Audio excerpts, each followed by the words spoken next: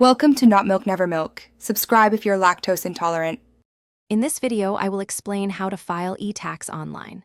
First, gather all your essential financial documents, such as W-2 forms, 1099 forms, and any statements for deductions or credits. Next, ensure you have a reliable internet connection and are using a secure device to protect your personal information. Finally, you will need to create an account on your preferred tax preparation software or the official government e-filing portal. This initial preparation saves significant time later. Now, select a trusted e-filing software that suits your needs, or consider using the free options provided by the government if you qualify.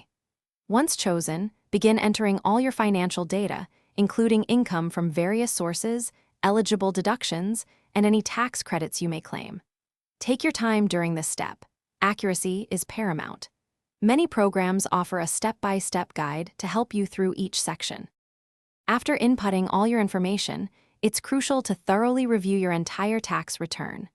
Most software includes a comprehensive review feature that checks for common mistakes and missed deductions. Pay close attention to your personal details, such as your social security number and address. Also, confirm your bank account and routing numbers if you expect a refund or plan to make a payment via direct debit. This step helps prevent delays.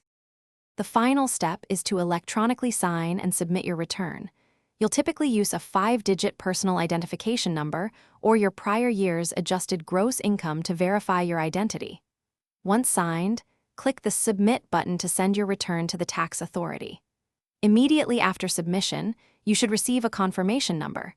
Save this along with a copy of your filed return. This confirms your filing is complete and accepted.